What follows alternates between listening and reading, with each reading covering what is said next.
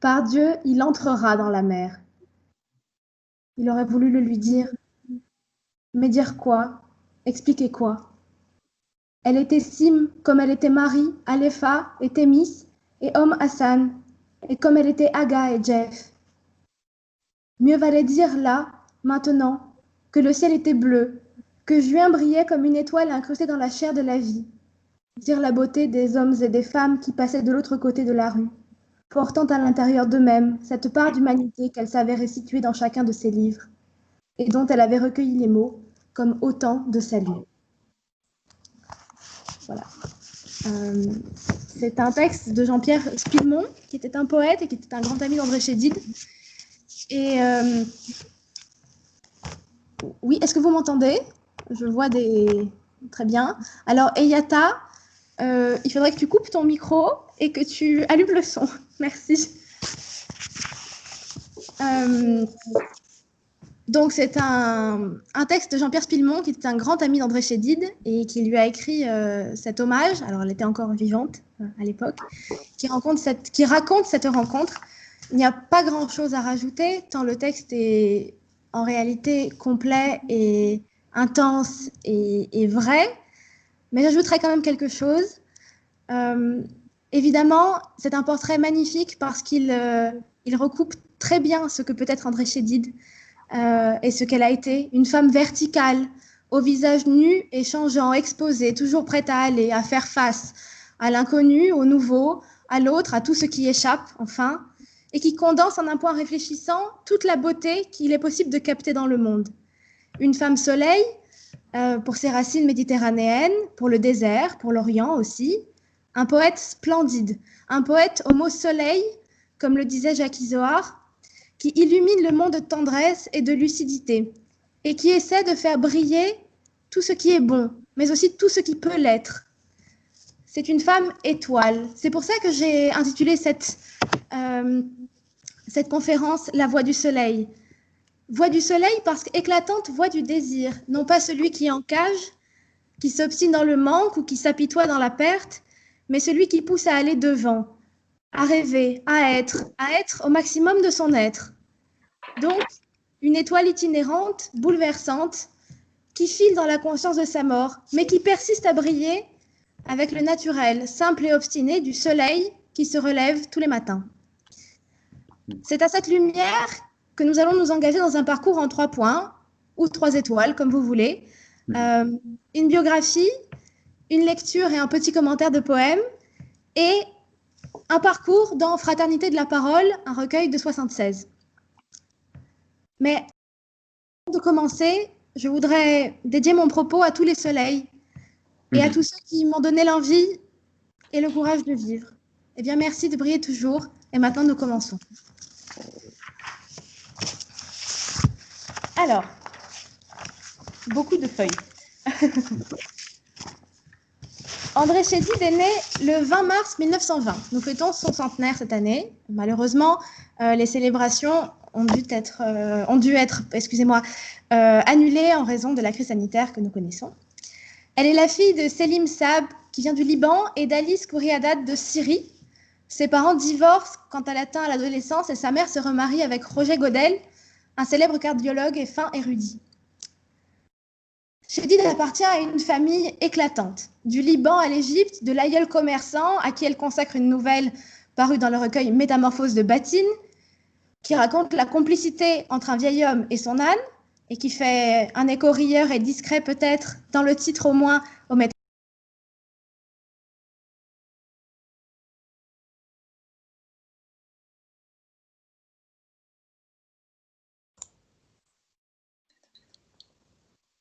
Qu'est-ce qui... Attends, Angelina. Oui, bon, en effet, on m'a coupé. Bon. Alors, je me suis arrêtée où? Ça va être... Non, mais continue, reprends. Bon, alors, sa mère, Alice Godel, colonne de soleil, comme elle l'appelle dans l'ouvrage qu'elle lui dédie, qui s'appelle Saison de passage, était une femme incroyable. Une aristocrate, mondaine, originale, blonde aux yeux bleus, élue par Vogue plus belle femme du monde en 1934, qui cultivait le talent original de dessiner des plans de maison à la perfection. De son amour pour Roger Godel est née aussi une passion pour la philosophie grecque. Elle était belle, intelligente, cultivée, curieuse, mondaine, poète sur le tard à 80 ans, éclatante enfin. Ses relations avec sa fille n'ont pas toujours été au beau fixe, entre le pensionnat et les désaccords sur le mariage, mais Chédid dira avec la plus grande émotion et la plus grande pudeur, « Nous nous sommes terriblement aimés ». Son père, Selim Saab, un homme mince, discret, aux cheveux très bruns, au regard franc, d'une gentillesse et d'une retenue extrême, issu d'une famille qui avait fait fortune au Caire. Et on retrouve cette lignée dans les œuvres de Gilbert Sinoué, dans la saga qui est au sujet des Chédides d'ailleurs, qui commence par l'égyptienne et se poursuit par la fille du Nil.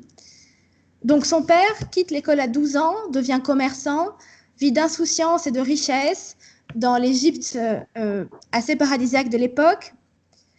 À sa mort, André Chédid lui dédie à ce père peu connu, sévèrement traité en raison du mariage, du divorce et du mariage, un texte bouleversant intitulé « Le compagnon de la dernière heure », qui ouvre très paradoxalement le recueil « Texte pour le vivant ».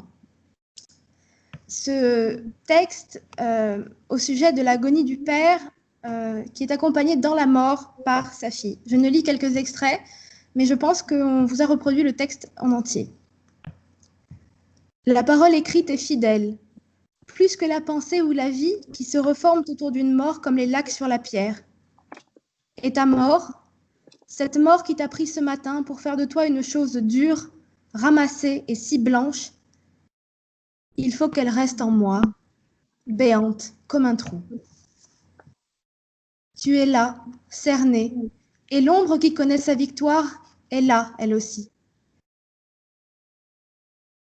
Elle joue son rôle et te laisse jouer le tien, te donnant à croire que tu es son égal, que tu as une chance de t'en tirer si tu luttes.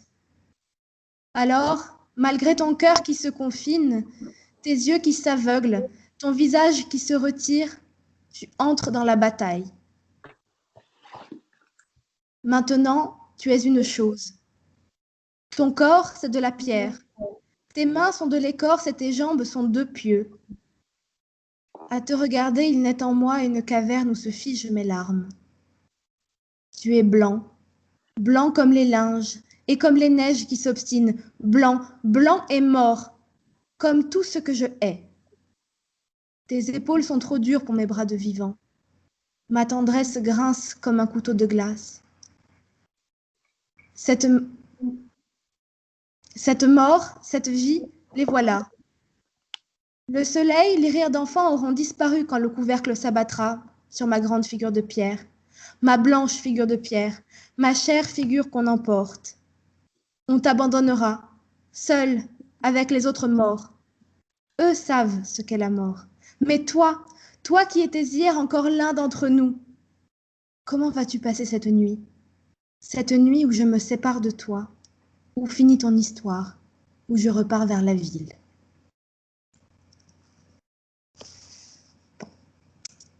Je pense que ça se passe de commentaires. Mais reprenons. Ils vivent, les Chédides, André, ses parents et son frère, Bob, et la gouvernante, dans une grande villa blanche de style italien de la fin du 19e, avec colonnades et balcons, genre de maison qu'Alice Godel reproduira ensuite dans ses plans. C'est un lieu de soirée mondaine auquel ne sont pas censés assister les enfants, mais ils les observent, ces soirées en surplomb, émerveillés, agenouillés, et qui regardent entre les barreaux du balcon avant d'aller en secret au petit jour manger les restes. À ce temps heureux succède une période plus triste et plus sombre, la période d'André au pensionnat, chez les Sœurs du Sacré-Cœur. Époque difficile, austère, qui se caractérise par la répression des instincts corporels, l'anéantissement de tout désir. Il faut prendre notamment le bain en chemise pour ne pas avoir de pensées impures et qui se couronne par un sentiment d'abandon terrible chaque dimanche. Puis vient l'université américaine du Caire et un séjour en Europe, à Londres, à Paris, avant le diplôme en journalisme. André, rentré en Égypte, rencontre son cousin Louis Chédid à son retour. Rencontre fulgurante, immense, racontée par André Chédid dans l'étoffe de l'univers. André est une vieille dame quand elle écrit à ce moment-là. Et elle évoque l'histoire d'un amour qui naquit en 1938 et n'a jamais vieilli. Au travers notamment de 2 poèmes, Nous étions 2 et le très beau poème de cet amour ardent, Je reste émerveillée. Mais pour évoquer ce tremblement de l'univers, il faut peut-être laisser la parole à Louis, son mari, qui raconte dans ses mémoires vagabondes. C'était dimanche, à l'occasion de ces fameux déjeuners organisés par ma mère et que présidait l'évêque maronite du Caire, accompagné de son fidèle auxiliaire, le père Mathias. C'est lui qui nous mariera plus tard. André était revenu depuis peu en Égypte après avoir passé quelques années d'études à Paris. Après beaucoup de protestations, elle a fini par se rendre avec son père chez sa bigote de tante, ma mère. La présence de Charles, chargé du pénible divorce de ses parents, la rendait d'autant plus réticente. Bien décidée à scandaliser l'assistance, elle arriva outrageusement maquillée et alluma une cigarette, en toussant parce qu'elle ne fumait pas. Puis elle se pencha...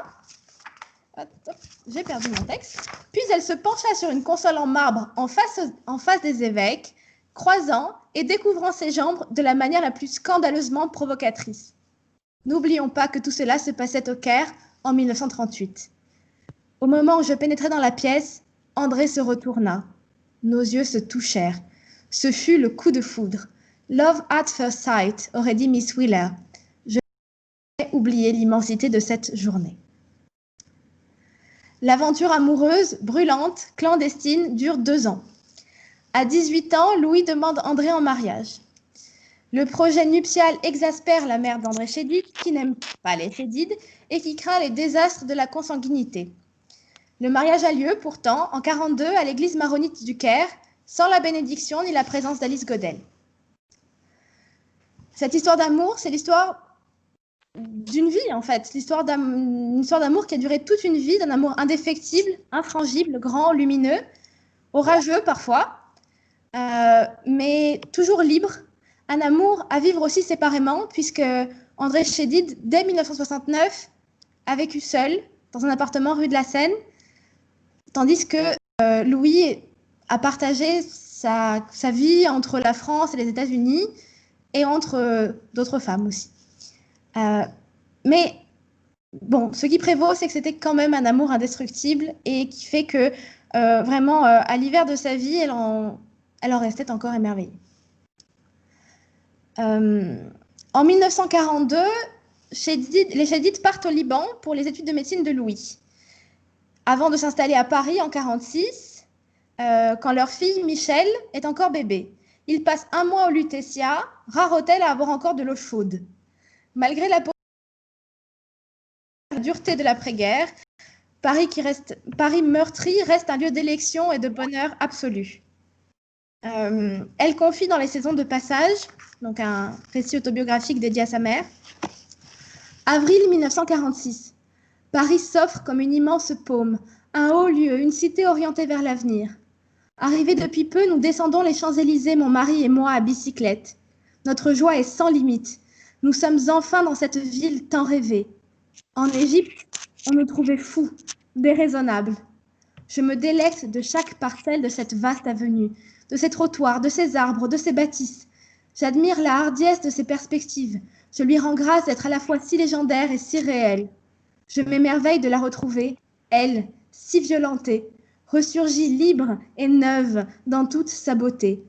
Je savoure la brise qui caresse mon front, soulève l'étoffe de mon chemisier, effleure mes seins, gonfle ma jupe, chatouille mes jambes.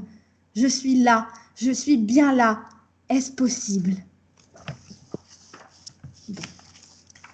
L'installation à Paris, comme vous l'avez entendu, n'est pas vécue comme un exil, mais au contraire comme une chance qui ne signifie ni l'oubli ni le refus de l'Égypte et de l'Orient, mais contribue à les intérioriser, à en faire une terre intérieure, une terre commune, partagée aussi avec des écrivains francophones qui étaient ses amis et qu'elle a connus, souvent arrivés à Paris, comme Chéadé, Jabès, Hénin, Cossery, Solé, Sinoué, tous ces écrivains d'origine égyptienne, francophones, qu'on connaît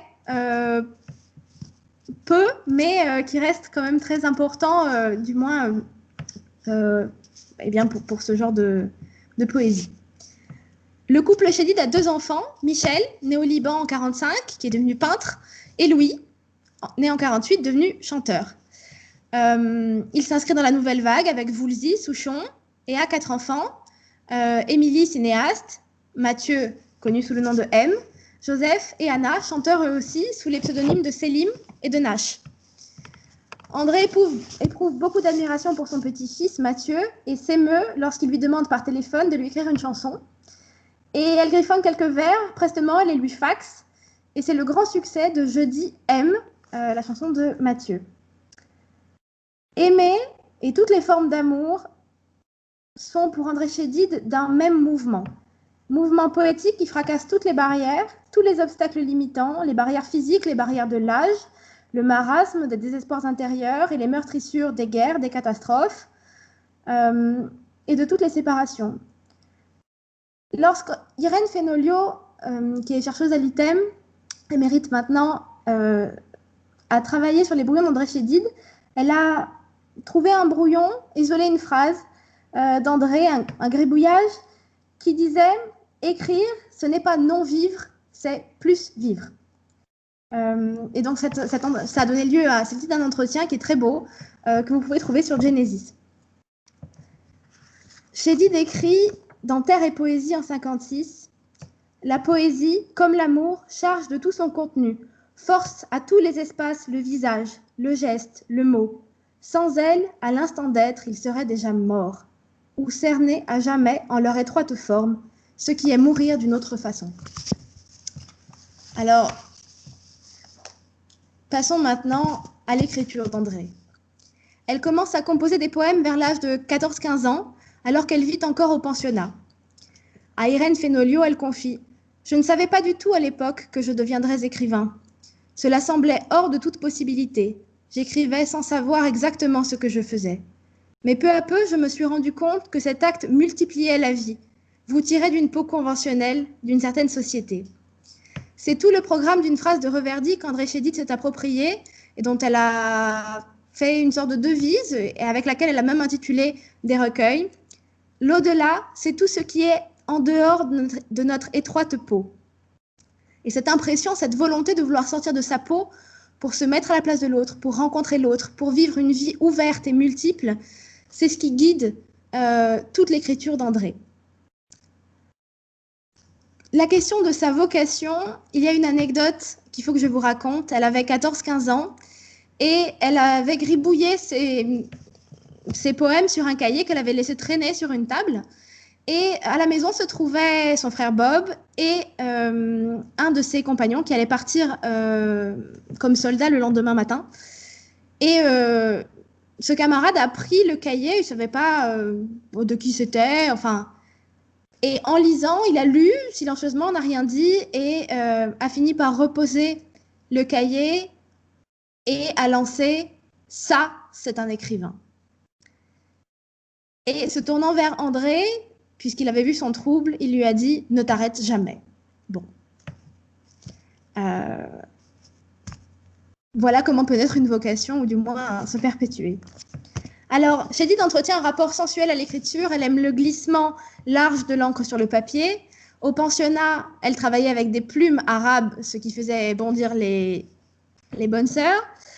Puis, quand les feutres sont arrivés, elle a opté pour le feutre. C'est ainsi qu'elle écrit en toutes circonstances au feutre noir. Et ensuite, elle retravaille ses brouillons avec des feutres de couleur. Donc, je pense que dans l'exemplier, vous avez un cliché justement pris par Irène Fenolio à l'IMEC.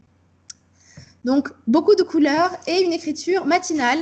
Elle a besoin de l'aube et du jour pour travailler.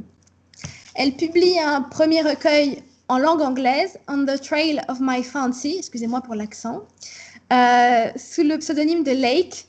Le tirage est confidentiel, 300 exemplaires aux éditions Horus Shenoda.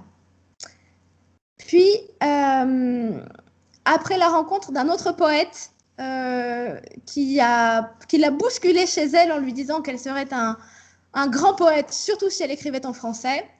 Elle a changé de langue. Elle a changé de langue au même temps qu'elle changeait d'endroit. En 1948, installée à Paris, elle fait paraître un premier recueil de poésie en français, langue pour laquelle elle opte définitivement. C'est Texte pour une figure, qui paraît aux éditions du Pré-au-Clair. René Char le remarque et présente André Chédid à Guy Lévis-Manot, qui publie le meilleur de la poésie de l'époque, enfin du moins de l'avant-garde. Typographe, poète, de 1950 à 1965, André Chédid publie 8 recueils de Lévis-Manot avant de partir chez Flammarion. D'emblée, elle est poète. Le roman ne vient que plus tard, après un passage par la nouvelle. La composition de romans suscite d'ailleurs l'incompréhension de Lévis-Manot, qui est plus proche des surréalistes et donc qui ne comprend pas cette envie de roman. Bon. Chédid distingue 2 modalités d'écriture, la prose et la poésie, la prose romanesque. Elle dit « Le roman prend corps pour ensuite se vêtir. Prenant âme, la poésie demeure nue. Du roman au poème, la démarche est autre. Là, on suit ses propres pas. Ici, on les devance. » Bon. La poésie, qui est vraiment le genre auquel elle s'attache, au point même de produire des romans poétiques qui lui valent parfois des refus d'éditeurs, est conçue par André Chédid comme une véritable interrogation, un élan vers l'inconnu et une véritable interrogation de l'être. Elle prend pour devise la phrase de René Char, extraite de La Compagne du Vannier, « Aller me suffit ». La poésie est conçue comme une recherche sans fin, sans solution. Elle dit dans plusieurs entretiens, mais dans celui accordé à Brigitte Kernel, on s'interroge en permanence et on ne demande pas de réponse. L'œuvre poétique est vaste, conçue comme un tissu organique et élémentaire qui porte en son cœur le désir de la vie, en dépit ou grâce à tous les obstacles qui en font le prix. En témoignent par exemple les titres des recueils Texte pour le vivant, Visage premier, Fraternité de la parole ou encore Épreuve pour le vivant. C'est une poésie philosophique, dépouillée, simple en apparence, qui n'a de cesse d'interroger la vie. Qu'est-ce que vivre? Qu'est-ce que vivre ensemble? Vivre dans le monde naturel, dans le monde social. Qu'est-ce qu'un homme? Que faire de la mort? Que veut dire le visage? Qu'est-ce qu'un corps? À quoi sert la poésie? Pourquoi s'obstiner à avancer? Toutes ces questions auxquelles elle ne répond jamais, mais inlassablement s'obstine à les poser, puisque c'est aller devant. Elle écrit des nouvelles aussi. Certaines sont plus ludiques, d'autres ont une coloration plus mythologique. Elles disent toujours l'importance du mouvement et de la rencontre. Il y a de très beaux titres de recueils comme Monde, Miroir, Magie, ou Les corps et le temps, ou À la mort, à la vie. Son œuvre romanesque est abondante. Elle amplifie certaines de ses nouvelles, comme Le Message, Les marches de sable et L'enfant multiple, et raconte toujours une histoire qui part d'une image catastrophique. Tout commence toujours par une image. L'image de la mer, l'image d'une grand-mère qui pousse un enfant dans une brouette, l'image d'un tremblement de terre. Ces romans disent toujours l'amour à l'épreuve de la vie et de la mort. C'est l'exemple du survivant, une femme qui cherche son mari, victime d'un crash d'avion, ou du 6e jour, d'une grand-mère qui, voyant son petit-fils atteint par le choléra, traverse toute l'Égypte pour tenter de lui faire voir la mer, parce qu'au 6e jour, où on meurt, où on ressuscite. Elle écrit aussi un essai sur le Liban, dans une perspective historique, avant le recueil cérémonial de la violence, paru en 1976, qui condamne les exactions de la guerre civile qui a éclaté en 1975. Elle est une source d'inspiration pour le cinéma, qu'elle aime tant. Son roman Le 6e jour est adapté par Youssef Chahine avec Dalida dans le premier rôle. Bernard Giraudot, en 1991, adapte L'autre et lui écrit à cette occasion une lettre magnifique qui commence par le mot juste. Vous êtes le poète du mot juste. Il y a même un projet d'adaptation hollywoodienne avec Anthony Quinn, c'est dire. C'est une œuvre complexe qui met en jeu les pôles contraires de la vie et de la mort, non pas dans une opposition stérile, mais dans un nourrissement continu et perpétuel, et j'espère qu'on va arriver à le voir tout à l'heure. Cette obstination à inscrire la mort comme partie intégrante de la vie, c'est l'exemple de Nos corps, un poème qui paraît dans Visage premier, comme le lieu de toutes les métamorphoses, un horizon commun qui donne son sens et sa valeur à la vie. La mort est omniprésente chez Chédid. Avant même de voir des cadavres, elle dit connaître la mort, ne serait-ce que parce qu'elle a vécu en Égypte. Avant même d'avoir été confrontée à un cadavre, grâce à l'Égypte, j'ai vécu la mort. D'abord dans un sentiment de révolte, de refus, très vite non plus comme un gouffre, une perdition, mais comme l'accomplissement naturel de toute existence, comme l'incontournable fraternité de tous les vivants. Destin commun. Enfant, elle s'imagine mourir à tout bout de champ. Elle se voit en Ophélia, si belle, si poétique, descendant les flots. Cette mort qui fait partie de la vie, cette conscience de la mort,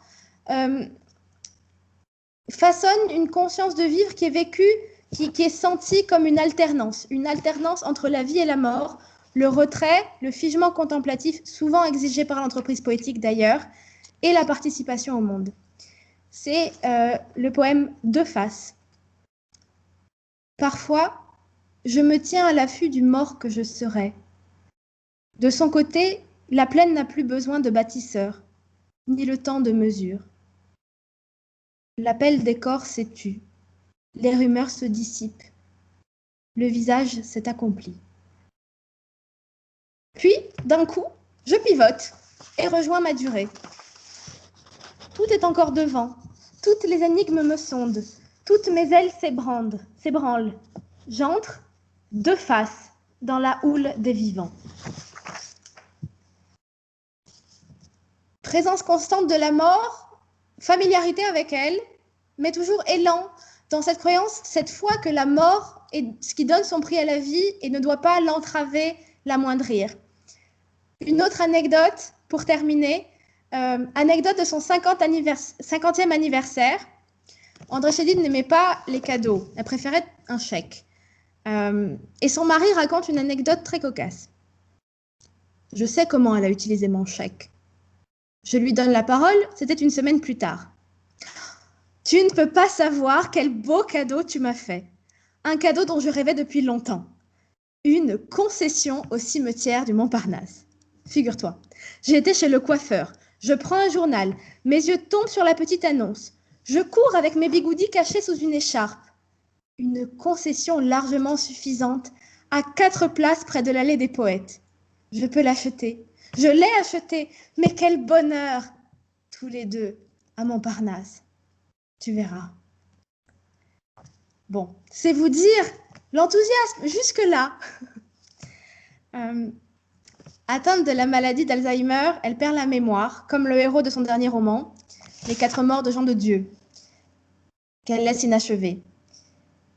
Elle décède le 6 février 2011. Une cérémonie religieuse a lieu à l'église maronite libanaise au 49 rue d'Ulm. Et elle est enterrée le 9 février dans la concession qu'elle a achetée lors de son 50e anniversaire, que vous pouvez trouver, c'est les 3 au cimetière du Montparnasse. On y lit, gravé sur le marbre, une citation de Chrétien de Troyes. Le corps s'en va, le cœur séjourne. Prolongement de la certitude salvatrice et vitale aperçue par Chédid dès 1960. Rien n'est jamais perdu de ce qui fut aimé.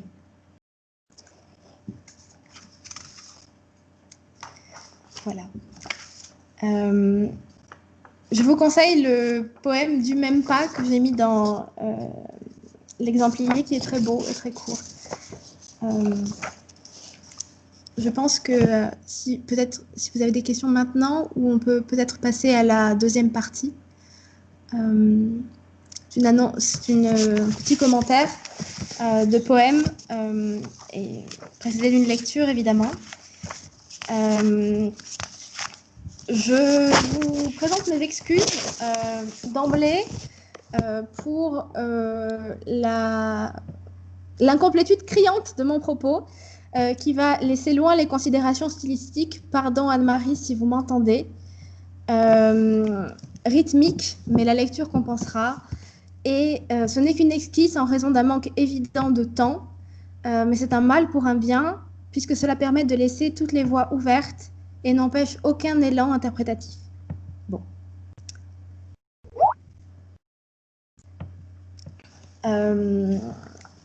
Le poème s'intitule Seconde vie Icare. Vous devriez la voir dans l'exemplier ou dans le diaporama. Je sais que nous en avons fait des reproductions.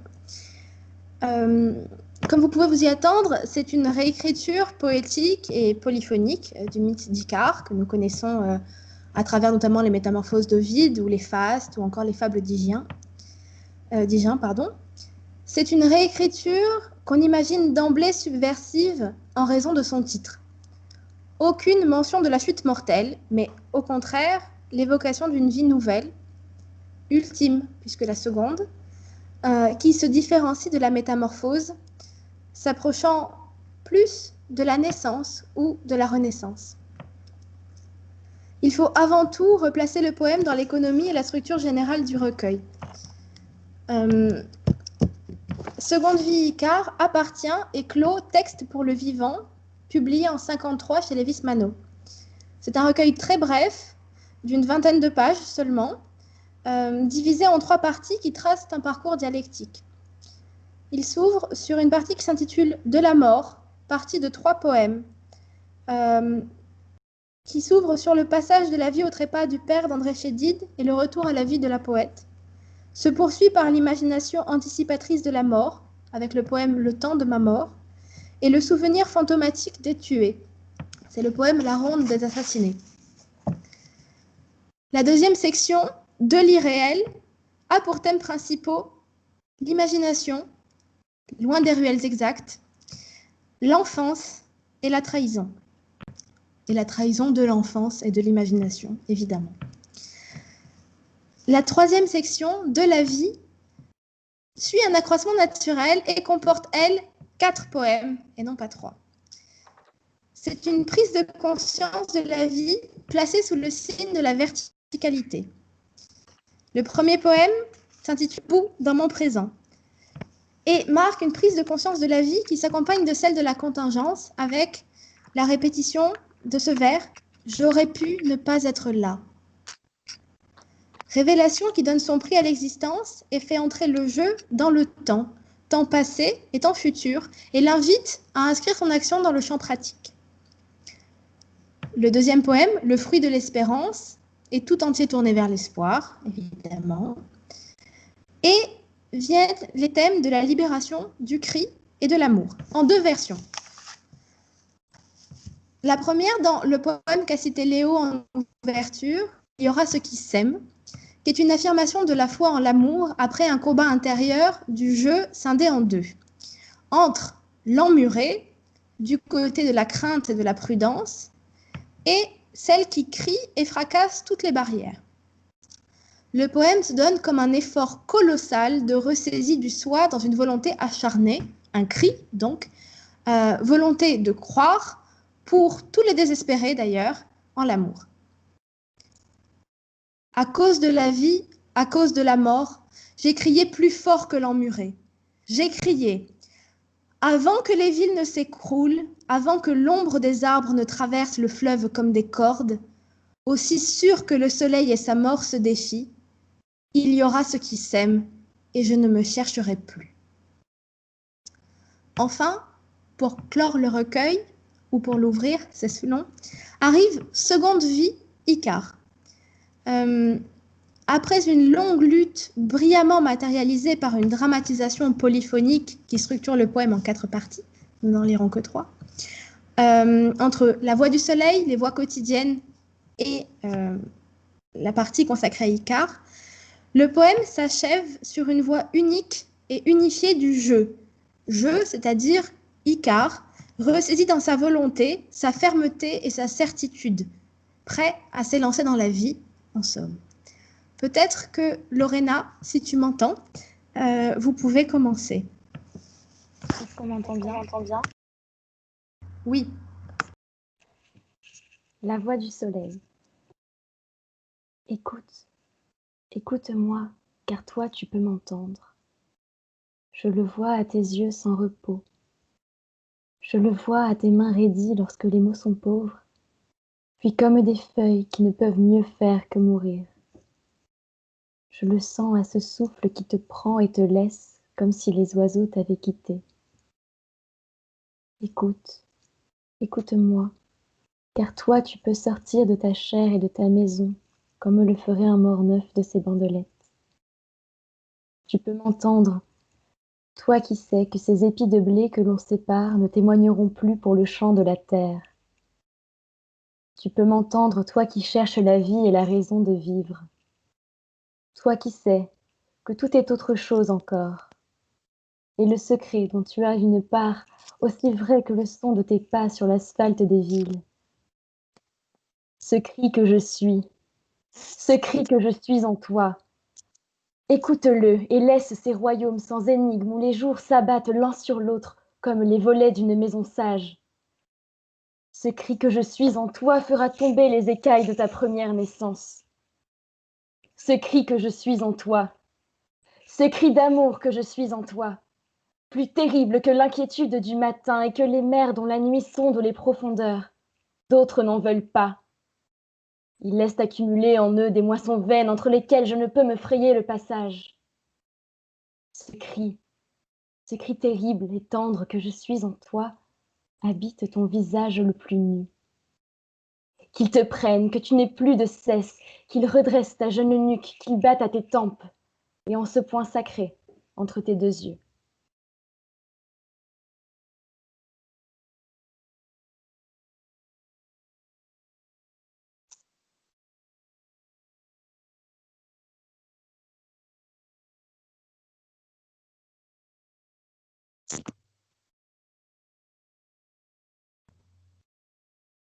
Julien?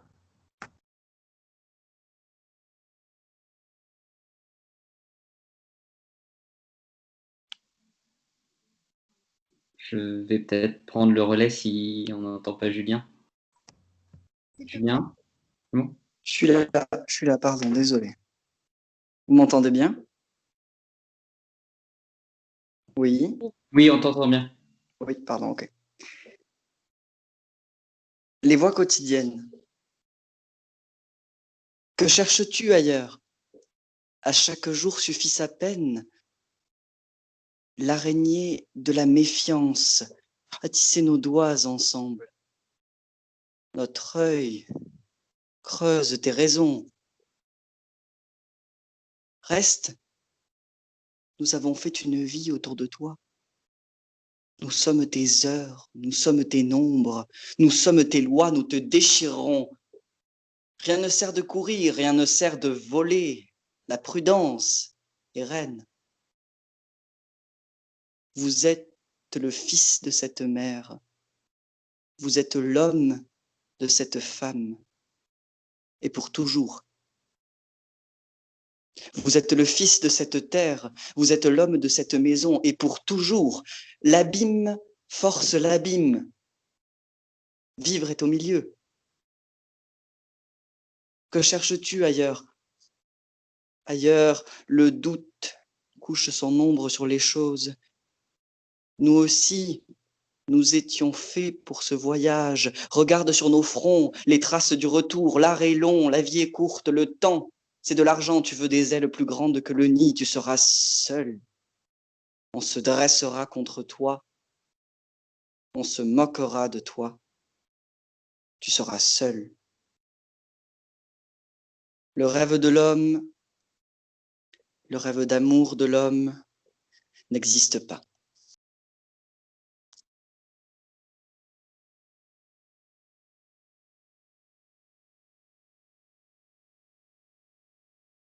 La voix du soleil. Je sais qu'il faut aller, aller, et puis qu'importe, être l'oiseau, être la chair, la maison, le vivant, être l'exilé et la tendre racine, être la folie et la grave moisson. Aller, râler toujours, où toute vie se mêle, rêve et sang ne feront qu'un. Qu'importe les rires d'acier, les étangs sans soleil et la mort, qu'importe la mort, la facile mort, cette lampe multipliée.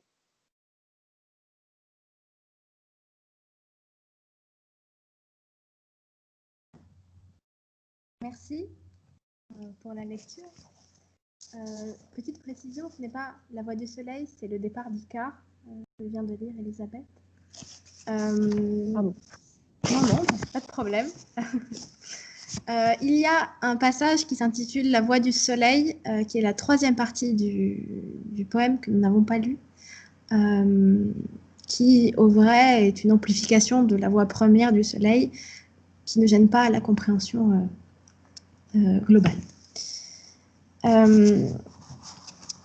Alors commençons. La voix du soleil. Quelle invention majeure, d'abord, avoir fait parler le soleil, lui avoir donné une voix venue d'en haut, mais une voix presque intérieure en quelque façon, perceptible uniquement par la personne à qui s'adresse le soleil, personne dont nous ne connaissons l'identité que par inférence par rapport au titre. La voix du soleil, donc, la voix de l'inaccessible, du brillant, qui par son éclat, sa distance, suscite le désir et met ou s'apprête à mettre en mouvement. Avoir donné une conscience et des sens au soleil afin qu'il puisse distinguer son interlocuteur. Ça, c'est une trouvaille. Mais lui avoir donné une parole poétique avec notamment, alors très brièvement et sans les expliciter, la mise en place d'une structure litanique avec qui se fonde sur l'anaphore, la répétition, qui traduisent une obstination, qui correspondent aussi à un rythme, au rythme que Chédid attribuait à celui du poème, au rythme de la vague, qui se retire et revient. C'est pour ça qu'on a ces anaphores qui reviennent et qui persistent et qui ouvrent chaque vers. Dans le discours du soleil se dessine le portrait en creux de l'interlocuteur. Interlocuteur dont nous ne connaissons pas l'identité, mais qui entretient une parenté, sinon une similitude avec l'astre. C'est un être d'exception, on insiste sur ses qualités exceptionnelles, il est unique, et on le voit bien avec la répétition acharnée du pronom tonique « toi », « toi tu peux m'entendre », un être sensible, un être intranquille, qui a une capacité à la résurrection, une disposition au sacré. Alors, ce poème, en quelque façon, rappelle Victor Hugo, rappelle les rayons et les ombres, rappelle la fonction du poète. Le poète, ce rêveur sacré, le seul à avoir le front éclairé, évidemment, rappelle aussi par la mention du soleil, le dernier vers, vous savez, car la poésie est l'étoile. Bon. L'essence, Chédid insiste sur les sens exacerbés de l'interlocuteur qui sont ceux du poète, qui entend les voix, qu'elles soient intérieures ou non. On le voit bien avec cette espèce d'intériorisation qui se produit de la voix du soleil, qui est notamment possible par l'emploi du pronom « tu », à la différence des voix quotidiennes qui emploient aussi le « vous ». Bon. Cet être qui entend les voix intérieures ou non, qui peut entendre la voix de plus haut, qui entend la transcendance, qui est en interrogation métaphysique perpétuelle, dans une situation d'humilité, qui a l'intuition de la métaphore et de la fuite infinie du sens, toi qui sais que tout est autre chose encore. André Chédid disait ailleurs que regarder en poésie, c'était se donner le droit au revers des images. Cet être-là, et c'est pour ça que j'en parle comme si c'était le poète, il est dépositaire d'un secret qui échappe aux autres, parce qu'il est, non pas, j'allais dire surnaturel, non, mais il a des dispositions et une sensibilité qui excèdent celles qu'ont les gens d'ordinaire, celles qu'on les voit quotidiennes. L'emploi des pronoms, le tu, exalte l'unicité du jeu, mais trace une esquisse ouverte, subjective de ce jeu, qui ressent les qualités d'un tu. C'est pour cela que tout s'approche de cette voix intérieure et les traits définitoires qui sont esquissés appartiennent au domaine de l'intime, de l'incommunicable, de l'indicible, cette capacité à la renaissance, à la foi, la présence d'un secret qui vous distingue du commun des mortels. Et cela entretient cette caractérisation par le discours du soleil, évidemment, une complicité entre l'astre et l'être qui est ainsi défini, mais une exaltation et une relation affective. En somme, tout cela contribue aussi à renouveler le motif de l'enthousiasme, tel qu'on a pu le lire chez Platon dans Lion, au travers du cri du soleil, ce cri d'amour que je suis en toi, ce cri que je suis en toi. Évidemment, l'interlocuteur ainsi désigné est habité par ce soleil, et habité par ce soleil peut s'élancer vers le mystère, vers l'éblouissement, vers le désir soleil, vers l'astre. Bon, vous connaissez l'étymologie de désir, on est là-dedans.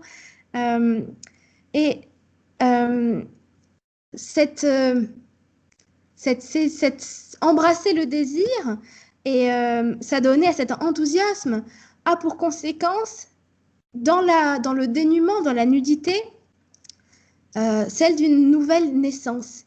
Ce cri que je suis en toi fera tomber les écailles de ta première naissance.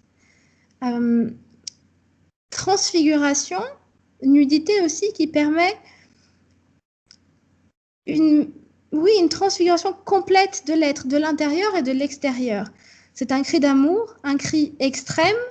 Je ne relève pas, mais il faudrait voir les comparatifs de supériorité qui sont abondants, contradictoires, notamment dans les adjectifs terrible et tendre.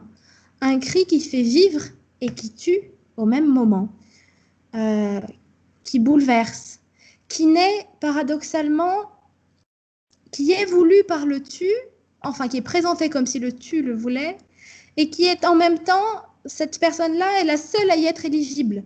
Toi seul, d'autres n'en veulent pas. Alors, je me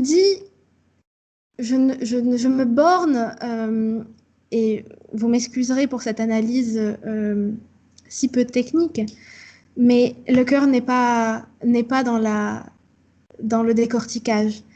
Il est plutôt dans ce que cela suscite. Cette première partie s'achève sur le souhait du soleil, souhait qui est marqué par le subjonctif, qui prend un air magique, un air de prière, qui touche au sacré, et qui souhaite au jeu, qui souhaite à la personne, à l'interlocuteur, on va dire, qui reste absent, qui souhaite une élévation, qu'il redresse ta jeune nuque. Élévation qui retourne vers la verticalité, qui est pour André Chédid quelque chose d'extrêmement important. Redresser sa jeune nuque pour regarder le soleil, pour aller de face, on en a parlé tout à l'heure, pour pouvoir marcher, c'est ça aussi, être debout, être vertical, et pour pouvoir vivre.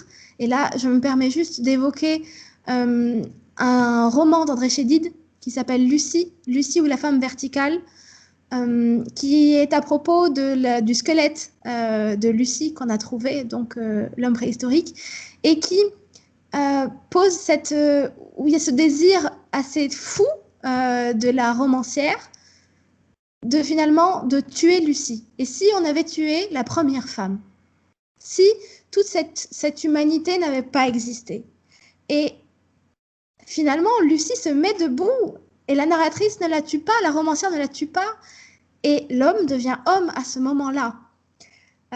Donc finalement, ce vœu d'élévation appelle à consentir à un désir infini et donne les clés du monde, entraîne à voir, à s'obstiner, à voir au prix de l'éblouissement, à voir plus loin que tout l'imaginer dans une illimitation de l'être. C'est ça qu'il faut peut-être comprendre au-delà des enjeux formels que je n'ai pas traités et je m'en excuse. Les voix quotidiennes font un contrepoint exact à la voix du soleil. Elles représentent la voix de l'opinion, du bon sens, de la prudence, d'une prudence mal comprise peut-être. Elles sont en réalité une tentative d'enfermement. Elle se présente comme la voix de la sagesse, voix de la masse, du nous, du on anonyme, voix de l'expérience, voix de l'expérience ratée et de la déception. Elles agissent à grands coups de phrases toutes faites. Et ces phrases toutes faites, André Chédid, ils mettent une esthétique du collage. Elles juxtaposent des proverbes. Bon, le temps c'est de l'argent. Il y en a plein. Hein, rien ne sert de courir, rien ne sert de voler. La prudence est reine. L'abîme force l'abîme. Vivre est au milieu. L'art est long, la vie est courte. Le temps c'est de l'argent. Ça, je l'ai déjà dit. Ce sont des formules rebattues, galvaudées, qui agissent comme autant de liens pour tenter d'enfermer la personne à qui elles s'adressent. Ces liens, ils sont aussi figurés, notamment dans la métaphore de l'araignée. L'araignée de la méfiance a tissé nos doigts ensemble. Donc finalement, ces paroles sont autant de liens pour essayer de retenir, pour essayer d'entraver le désir de libération. Alors, il y a des relents pseudo-aristotéliciens, la prudence est reine, vivre est au milieu, qui subvertissent en réalité la phronésis en faisant un idéal de médiocrité, en faisant une excuse. Oh, quelqu'un a son micro, s'il vous plaît. Guillaume, je pense que c'est toi. Oui, mille excuses. Je désactive ça. Donc, il subvertit la vertu aristotélicienne en idéal de médiocrité, en excuse à la lâcheté, à la paresse, au confort d'une vie bien rangée, et qui s'en sert pour condamner tout excès. Alors là, on retrouve évidemment la condamnation de l'hubris, qui n'était pas du tout mentionnée dans le discours du soleil, et pour cause. Mais en définitive, ce sera la voix d'Icare qui tranchera entre ces deux, entre ce tiraillement contradictoire du soleil et, disons, de la terre peut-être, ou du moins des êtres qui sont bien ancrés dans la terre. Les voix quotidiennes définissent au sens fort, de tracer des fins, de manière autoritaire l'interlocuteur. La personne évoquée, elle lui détermine une identité, notamment en employant le prénom de l'indicatif qui marque le plus haut degré de certitude. Et puis là, on est, oui, dans une on décline l'identité. Vous êtes le fils de cette mère, vous êtes l'homme de cette femme, et pour toujours. Vous êtes le fils de cette terre, vous êtes l'homme de cette maison, et pour toujours. Cette définition, elle est faite de manière extérieure, avec l'emploi du vous, qui contraste avec celui du tu à l'époque, et définit l'identité de l'interlocuteur dans ses rapports, évidemment, dans ses liens, en quelque sorte, familiaux ou amicaux. Ce toujours répété est la marque d'une immuabilité sinistre, d'un enfermement voulu, ordonné. On note notamment l'emploi de l'impératif. Et toute cette entreprise de claustration culmine avec les menaces finales, menaces anonymes au futur de l'indicatif. Nous te déchirerons, on se dressera contre toi, on se moquera de toi, tu seras seul. Le toi, repoussé en fin de vers, alors qu'il était au cœur du vers dans la première partie, montre cette solitude absolue à laquelle s'expose la personne qui partira si elle part. Il s'agit ou bien de se conformer à l'ordre imposé, ou de partir, mais à quel prix? Cela s'achève sur une tentative de destruction du rêve en affirmant sa non-existence. Et évidemment, cette affirmation dépend du degré de sensibilité de la personne à qui on s'adresse et aussi de son degré de croyance en la performativité du langage. Bon. Reste à voir, finalement, la décision finale d'Icare.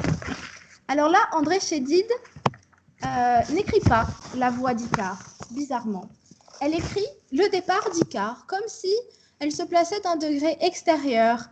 On n'entend plus presque, on assiste. Et c'est là, tout arrive. C'est un moment où, presque cinématographique, où on entend parler et on assiste à la scène en même temps. C'est la première apparition du jeu d'Icare. Nous savons que c'est Icare, mais ça pourrait être n'importe qui.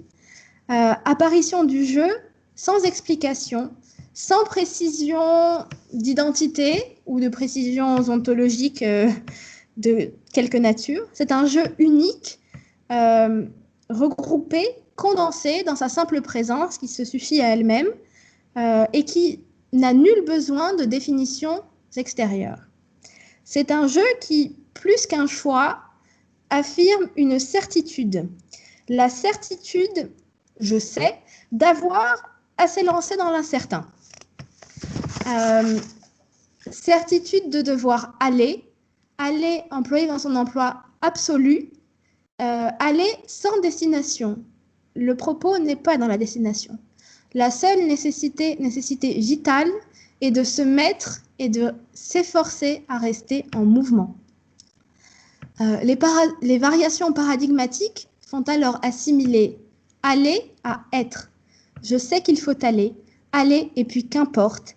Être l'oiseau, être la chair, la maison, le vivant, être l'exilé et la tendre racine, être la folie et la grave moisson. Aller toujours. Et cet être ne se laisse pas enfermer dans les identités toutes faites, mais les porte ensemble dans leur caractère contradictoire. C'est le quatrain que je viens de lire. La seule évocation d'une destination arrive à la troisième strophe. Allez toujours où toute vie se mêle. Rêve et sang ne feront qu'un. Évidemment, destination, mais pas destination physique. Aucun point géographique, ce n'est pas là le... Mais aller où toute vie se mêle, rêve et sang ne feront qu'un. Destination d'une union qui rappelle... de près ou de loin, ce point d'union du réel et de l'irréel, du rêve, de la vie, de la mort, ce point de l'esprit qu'évoquait Breton dans son manifeste, point d'union des contraires, union dynamique, point de l'amour en fait, en quelque sorte, qui réunit tout, soleil.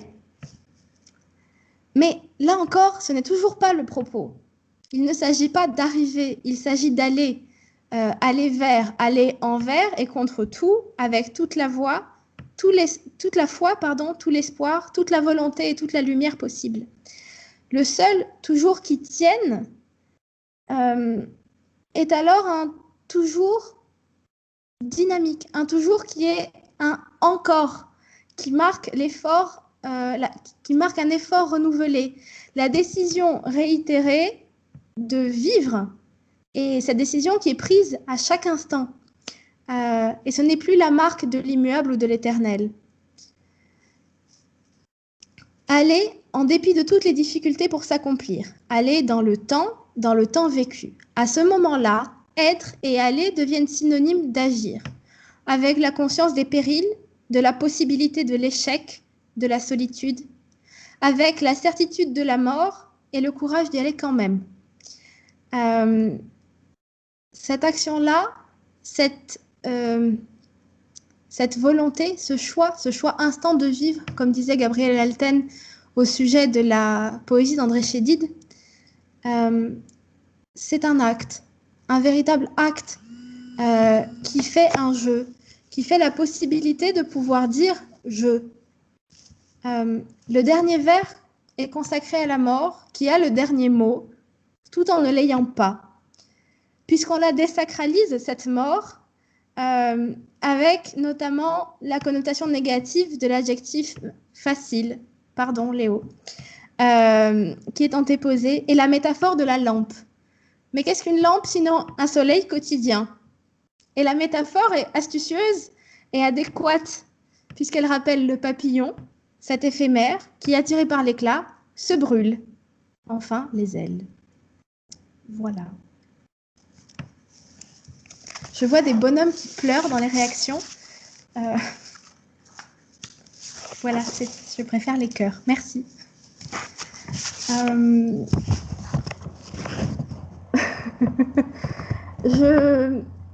Nous pourrons évidemment revenir sur le poème si vous avez des questions. Évidemment, je n'ai pas tout dit. Évidemment, c'est un poème qui est très long, qui mériterait 3 heures à lui tout seul, au moins. Mais c'est un poème qu'il est bon d'avoir avec soi et de chérir et de relire souvent. La troisième partie que j'ai prévue s'attachait au recueil Fraternité de la parole, excusez-moi, non, mais si vous voulez, publié en 76. Publié en 76, ça veut dire 1 an après la guerre civile libanaise, après l'éclatement de la guerre civile libanaise. Et Fraternité de la parole, on s'en doute, ne va cesser d'interroger les modalités et le sens du vivre ensemble. À la différence de Cérémonial de la violence, qui, sans concession, condamnait violemment les excès, les exactions de toutes les forces sans présence. Alors, sans faire l'économie de la lucidité et en dépit de toutes les difficultés, le recueil est tourné vers l'espoir. Espoir de fraternité issu d'une parole plus profonde, plus essentielle que la langue quotidienne, d'une parole énigmatique, d'une parole naturelle, enfin poétique. Surgit du tréfonds, vêtue de mots, de langues, la parole nous soulève et nous réunit. À travers ailes et chutes, enlisements et flambées, ces textes, poèmes ou prose, s'obstinent à forer le chemin des ressemblances, à dénombrer les preuves d'une terre partagée. Malgré nos enclos, nos babels, nos ravages, en deçà, la parole converge et nous relie. Parole souterraine donc, dont la conception intervient après avoir longuement évoqué la terre pour André Chédid, notamment dans les recueils que je vous conseille, qui sont magnifiques. Texte pour la terre aimée, terre et poésie, terre regardée. Parole souterraine donc, qui fait entreapercevoir tout un monde inaperçu, finalement le monde de ceux qui, à défaut de nous lier, puisque la connotation serait malheureuse, nous relie. Alors évidemment, une telle entreprise ne saurait se passer d'une interrogation scrupuleuse de l'utilité et des pouvoirs de la poésie, confrontée aux 2 extrêmes, à la vie et à la mort. Il y a un poème, elle y dédie un poème qui s'intitule « En danger de mots ». À quoi servent les mots face à celui qui meurt? Ils apprivoisent l'abîme, désamorcent les peurs, ramifient la tendresse jusqu'au seuil de l'obscur. À quoi servent les mots face à celui qui vit? Ils brisent ou bien apaisent, incendient ou délivrent. Ils modèlent nos visages, saccagent ou donnent ferment. Donc, des mots, en énumérant les actions des mots comme s'ils étaient autonomes, André Chédid leur accorde évidemment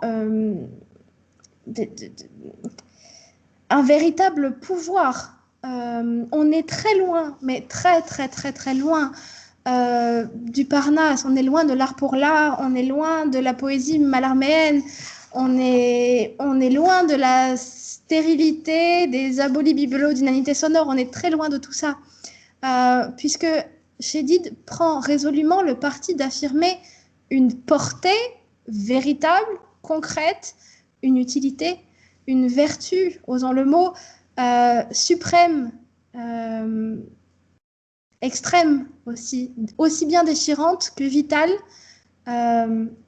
des mots et de la parole poétique. L'entreprise poétique d'André Chédid, et plus particulièrement celle de Fraternité de la parole, consiste à créer et à offrir des mots qui aident à vivre. C'est l'expression très heureuse, je trouve, d'une amie d'André Chédid qui a signé sa biographie, qui s'appelle Carmen Boustani, et on retrouve cette obsession de l'utilité et de la générosité de la poésie qui consiste à aimer en même temps, aimer et aider à vivre tout au long du parcours. C'est modestement le parcours de cette parole fraternelle que je vais essayer de suivre, sans prétendre à l'exhaustivité de contenu, de pistes. La poésie chédidienne est extrêmement abondante. C'est une source, elle se renouvelle tout le temps et coule en permanence. En tentant de ne pas laisser filer trop de temps et de laisser la plus grande place possible aux mots. Avant de me lancer dans Fraternité de la parole, un petit point seulement sur le recueil qui précède Fraternité de la parole, qui est très utile qui est très beau, mais qui est aussi très utile pour comprendre Fraternité de la parole. Recueil qui s'intitule Visage premier. À la question de Brigitte Kernel, j'ai dit quel serait selon vous le mouvement de la poésie? Comment le définir? Chédid répondait: dans la poésie, il n'y a pas de mouvement concret, plutôt une interrogation profonde, disons un mouvement intérieur, un mouvement de vrille. Ce mouvement de vrille, de pénétration, vous me voyez venir, apparaît comme le pendant du mouvement d'élévation que nous venons d'observer dans Seconde Vie, Icare.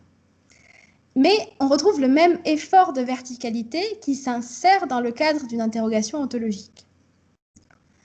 Chédid fait de sa poésie une véritable expérience, une véritable quête de sens et d'essence.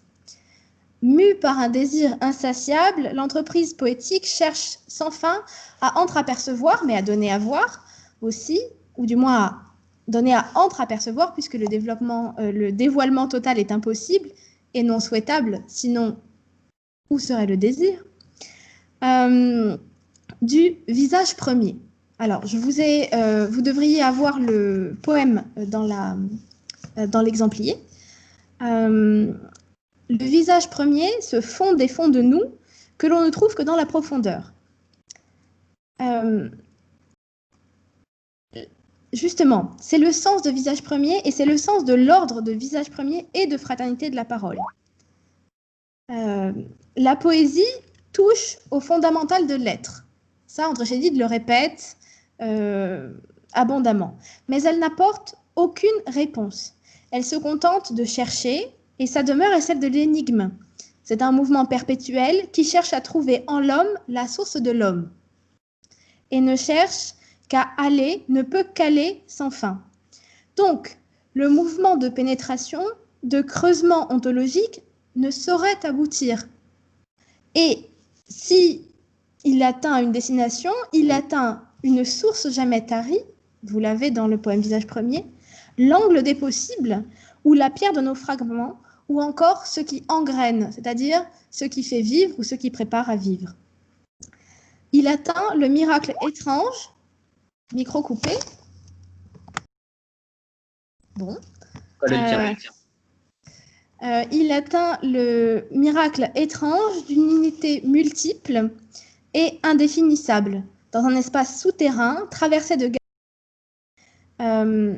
et justement, cela demande célébration, cela demande accroissement. L'absence de réponse n'est pas un échec, n'aboutit à aucune résignation, à aucun silence. Au contraire, l'absence de certitude n'est pas un frein à l'action, elle pousse à l'essai, à l'épreuve, pour reprendre un vocable cher à la poète. La foi en une unité introuvable et primordiale prévaut et oriente l'entreprise poétique. Sur les impasses métaphysiques, ontologiques, c'est un pragmatisme salvateur qui prend le pas. Et ce sera justement le mouvement de la parole fraternelle. Si l'enquête ontologique inhérente au geste poétique d'André Chédid ne s'achève, ou ne s'achève pas en réalité, que dans l'énigme, ce n'est pas une vaine entreprise, au contraire. Cette absence d'arrivée fait que le mouvement change de sens. Le creusement vertical de la quête ontologique ou l'élévation, peu importe, apparaissent comme le préalable d'une poésie dont la valeur va résider fondamentalement dans une circulation horizontale, d'une parole qui va être élémentaire et unificatrice. Alors, c'est en ça que le geste poétique d'André Chédid ne sera pas seulement cantonné à l'esthétique, mais s'inscrira fondamentalement, essentiellement, comme un acte moral. Alors, c'est certainement dans le poème Le feu du dedans, qui clôt Fraternité de la parole, que je vous ai reproduit, qui est un poème qui est très long, donc, je vous invite à le suivre à mesure que j'en parlerai, puisque je pense que si nous le lisons, ça va prendre beaucoup de temps. Donc c'est dans Le feu du dedans, qui arrive à la fin de Fraternité de la parole, que les gestes de la pénétration et du creusement sont les plus riches et les plus significatifs. L'objet principal du poème est de signifier la parenté de l'homme et de la terre. Mais en réalité, cette entreprise ne peut se réaliser qu'au fil d'un parcours poétique qui commence par la pénétration au cœur du noyau vital et se poursuit par la mise en relation cosmique de l'homme et de la terre, puis celle éthique de l'homme avec l'homme, et s'achève dans une grande célébration. La progression du poème semble fondée sur des variations paradigmatiques récurrentes, on l'a vu déjà, c'est déjà le cas pour Seconde Vie Icare, qui sont soutenues par une organisation typographique qui donne une large place à la verticalité. Placé sous le signe de l'intériorité, le thème est celui du feu du dedans. Le poème s'ouvre par le double commandement qui s'attache à implicitement lier interrogation et pénétration. Interroge, pénètre la terre. Par métalepse, le deuxième élément du distique peut être lu comme une reformulation du premier, une précision des modalités de l'interrogation. Interroger se traduit alors sous la forme d'un percement persistant des couches terrestres, percement du jeu vers le feu secret que renferme et cache la terre. La récurrence du distique composé de l'élément fixe interroge au vers 1 et d'un élément mobile au vers 2 du distique, ainsi que sa disposition typographique, accentue l'isolement et la disposition verticale des verbes et invite à privilégier une lecture paradigmatique. Alors, si Chédid adopte une structure litanique, elle invite à distinguer les étapes de l'entreprise poétique. Cette variation de paradigme expose des grands axes de déploiement de la poésie chédidienne. Chaque mouvement du poème donne à voir une nouvelle raison d'être. Donc, si on les examine de plus près, le commandement essentiel est le premier énoncé et le plus répété. Interroge. Immédiatement assimilé à un effort de pénétration. Puis vient dans le deuxième distique, substitue traduit à pénètre et vient désigner l'entreprise poétique elle-même. Il s'agit de rendre intelligible l'insaisissable de l'humain, de rendre compte de ce fond des fonds de nous. Oui, certes, mais comment ? Tout en indiquant la difficulté et la complexité d'une telle entreprise qui consiste à la fois à tenter de dévoiler le plus intime de l'homme, tout en montrant qu'il est indévoilable. Le troisième distique remplace traduit par relie et consacre le rôle religieux de la parole, au sens où la parole est ce qui établit les liens, le lien entre l'homme et l'univers et entre les hommes entre eux. Le quatrième, enfin, fait varier l'objet du verbe interroger. On interroge la terre ou interroge toi et invite à réfléchir à diverses échelles macro et microscopiques pour apprécier la parenté de l'homme et de la terre. Le cinquième invite à interroger l'image et donc par extension à questionner la pratique poétique et le langage en lui-même, en ce qu'il se donne comme des traductions symboliques de réalités indicibles. Et plus largement, repose le problème de l'identité du mot et de la chose. Mais la structure litanique s'interrompt ensuite. Et on le voit, interrompt, fait silence, apaise ce toi en toi, apaise en toi ce toi, excusez-moi. Cette interruption est d'une grande importance dans la mesure où elle amorce la sortie de l'individualité et s'élance vers une confrontation avec la vie qui trouve son aboutissement final dans la reconnaissance de l'autre. Alors, l'épreuve de la vie se donne de deux manières. L'une intuitive, identificatoire, qui se traduit par une sorte d'expérience directe du feu du dedans, vit l'éclat qui consume et renaît, et l'autre, de manière plus distanciée, par la médiation des sens, qui se donne dans l'écoute d'un élan vital qui est lui-même en deçà. Écoute la turbulence de l'arbre bâillonné. C'est de cette écoute, de cette attention à la vie que peut naître la reconnaissance de l'autre. Le cri de l'être vital, le grain, la pierre première, la flexible lueur, présents en tous et en chacun, sont les bases premières de la relation avec l'autre. La vie, en somme, dans toutes ses formes, qui s'échappe, qui nécessite la multiplication d'images pour la caractériser, dans tout son éclat, dans sa fragilité, sa solidité à la fois, est au cœur de la relation interhumaine. C'est le premier point. Évident, me direz-vous. Oui, évident, mais pourtant si fort. L'autre est comme moi, puisque tous deux, nous vivons. Et il faut cette expérience pour que naisse le chant. C'est la raison pour laquelle c'est à la fin de ce long parcours qu'intervient la poésie, enrichie de l'expérience vitale, individuelle, cosmique, éthique. Et c'est pour cela qu'à la fin du poème commence la célébration de l'homme debout encore, puisque finalement debout et prêt à aller dans la vie. Alors, cette célébration-là est faite, ce n'est jamais la célébration égoïste de quelqu'un, par exemple, qui aurait trouvé le secret du feu ou qui l'aurait inventé. Non, c'est un geste prométhéen, certains disent, mais qui est à la fois ancien et nouveau. Alors, il n'y a pas de ruse, pas de vol. Simplement le désir de chanter le feu qui caractérise chacun des hommes et les unit tous. Dans Visage premier, alors j'essaye de le retrouver, il y a un poème qui s'appelle « Ce qui assemble ». J'ai dû vous le... Oui, voilà. Le projet poétique est donc celui-ci. Épelons la frange des mondes, le lieu de nos moissons, l'amour qui aiguise l'âme, le poème horizon. L'arbre qui requiert clarté, l'axe de mort où tout gravite. L'aurore en liberté. Cherchons, épelons, disons ce qui assemble. Cet âtre au fond des labyrinthes, ce battement des univers. C'est de cette image finale, de ce cœur commun, de cette épreuve du feu, qui nous relie tous, que peut-être, d'une certaine manière, pour André Chédid, est issu le souffle qui relie tous les foyers.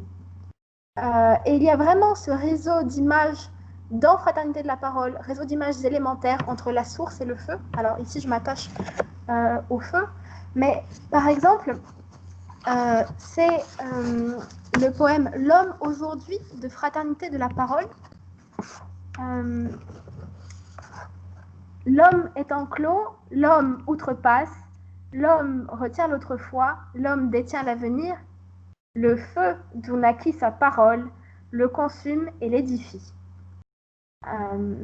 L'homme se rompt et se piège, l'homme assiège l'univers, l'homme est cet homme, l'homme est tout homme, l'homme aujourd'hui. Donc, on voit bien évidemment ce glissement de l'individuel à l'universel et la place centrale, y compris dans l'organisation typographique du poème, du feu. Ce feu qui est contradictoire, feu fécond, d'où naquit la parole, mais qui consume, qui tue et qui fait vivre en même temps. C'est à la fois le feu du désir et du soleil qu'on a vu plus tôt, et aussi ce feu qui représente la mort, cette mort qu'André Chédid assimilait déjà à la fraternité entre tous les vivants. Bon. Donc, vraiment dans le feu, dans sa double symbolique, de vie et de mort, André Chédid y voit un symbole justement des contradictions inhérentes à l'humanité et à l'homme. D'une identité propre, individuelle, de barrière à ce fracassement de toutes les frontières, du passé vers le futur, de l'enfermement à la volonté de conquête, ces contraires qui sont des difficultés essentielles pour reprendre un titre de Jean Tardieu, et qui forment et qui tiraillent l'homme, mais qui font en même temps de lui un être dynamique. Elle disait « J'ai l'impression que les barrières entre les hommes sont factices et que le fond est terre commune. Le fond de chacun, c'est le fond de tous. C'est au cœur de la terre que circule ce souffle, cette parole fraternelle qui unit les êtres entre eux. Cette parole fraternelle est du domaine de l'intérieur, de l'en-deçà, du non-visible, de la circulation ressentie comme un pouls, comme une circulation de sang, comme un courant d'air, si vous voulez, mais on la sent toujours, on ne peut pas la retenir et on ne peut pas la voir. Cette parole fraternelle, ce flux souterrain circulatoire, assume un rôle religieux au sens propre du terme. C'est ce qui, en dépit des obstacles, s'efforce de relier les hommes entre eux, de créer du commun. En témoignent les métaphores du creusement qui, finalement, cessent d'être verticales à certains moments. Il s'agit de forer le chemin des ressemblances.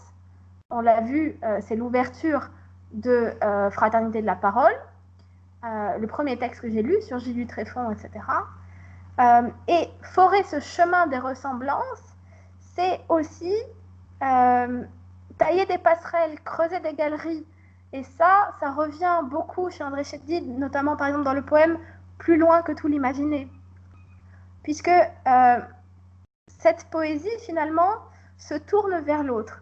La parole fait le lien entre l'être même avec un grand E, si vous voulez, et les êtres, avec entre l'individuel et le pluriel, l'unité et la multiplicité. Elle cherche à trouver la vérité propre et partagée au fond de chacun et à la propager horizontalement. Et c'est tout le sens du mouvement de la poésie chédidienne. Alors justement, le poème « Le mouvement » est le premier poème de Fraternité de la parole. C'est ce qui ouvre le recueil. Forge le contraire de ce monde où l'âme perd rumeur, où le temps nous tarit. L'homme périt de son propre venin, mais s'élève dans la lueur qu'il esquisse. Enfante-toi, enjambe-toi, dénoue le mouvement.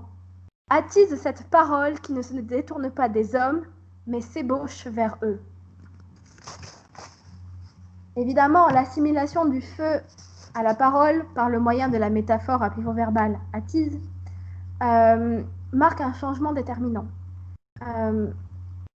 On n'est plus du tout dans le creusement vertical ontologique, la recherche du feu du dedans, mais on est entré dans un processus de propagation horizontale, fluctuante d'une parole à destination des hommes. L'heure n'est plus à la détermination unique de l'être en soi, mais au déroulement concret. On note l'aspect incoactif de s'ébauche, de la création de la relation fraternelle. Et si une telle entreprise est possible, c'est en raison non seulement du caractère souterrain de la parole, puisque c'est un terme circulatoire de souffle et de flux, que Chédid évoque une parole, une parole sous la langue, une parole infralangagière, une parole naturelle, une parole élémentaire, musicale. Et c'est ce caractère élémentaire et musical qui peut en faire l'instrument, le signe, la marque de la fraternité. Fraternité de la parole. Comme d'air, comme d'eau, l'homme se gorge de son, d'où germa la parole. La fraternité de la parole, c'est-à-dire la fraternité issue de la parole, vient de ce que cette dernière naturelle est antérieure à toute séparation induite par la langue. Elle circule de manière souterraine dans la terre commune et relie les cœurs entre eux. Il y a un très joli poème que malheureusement je ne vous ai pas reproduit et que je n'ai pas sous les yeux, qui s'intitule « Percée de lucarne » et qui illustre cette perforation et cette circulation du souffle d'homme en homme, d'homme ouvert en homme ouvert, si l'on peut dire. Cette parole est ce qui, par son souffle, son mouvement, peut détruire parfois tous les carcans, qu'ils soient physiques ou langagiers. Le poème « La parole est captive » de Fraternité de la parole le montre bien. La parole est captive. Parfois son souffle déborde et nous parvient. Alors, bousculant nos vannes, roulant nos mots hors de l'ornière, réduisant nos rocs en cendres, elle combat les ruses du fleuve, se jette contre nos rivages, dévaste le cours du temps. Plus souvent, nos mots réduisent l'eau prodigue. Alors les canaux s'enchâssent. Le grand flot nous déserte, laissant une fois de plus notre paysage à sec.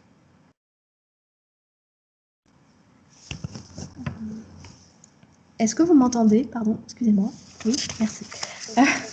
Je vois des messages sur des micros coupés, ça m'inquiète.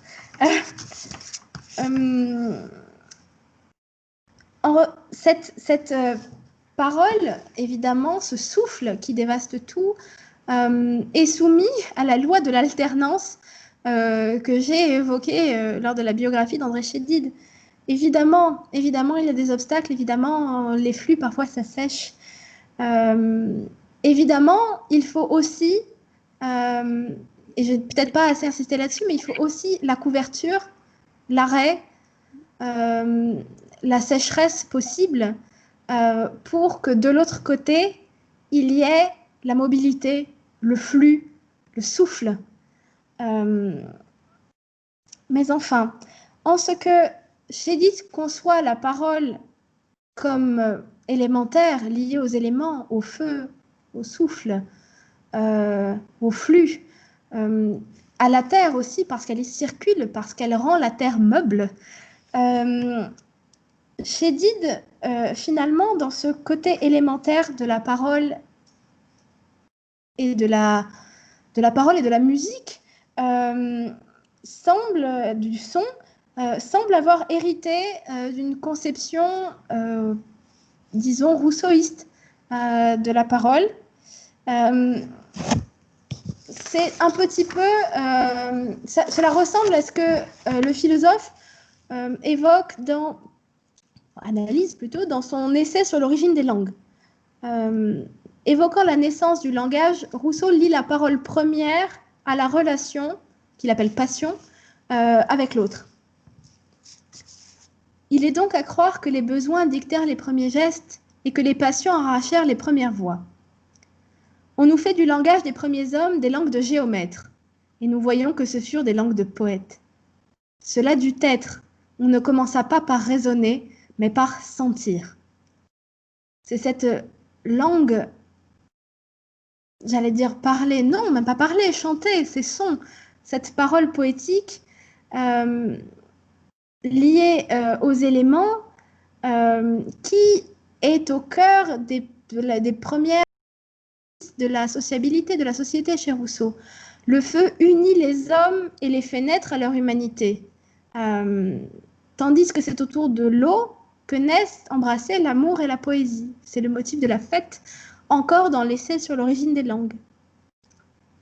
Je ne résiste pas à vous lire un passage, c'est trop beau. Sous de vieux chênes, vainqueurs des ans, une ardente jeunesse oubliait par degrés sa férocité.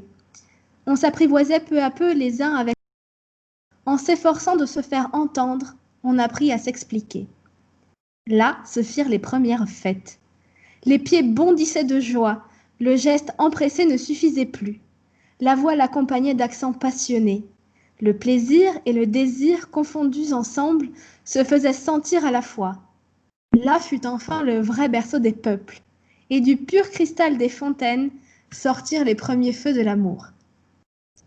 Ainsi, la cadence et les sons naissent avec les syllabes.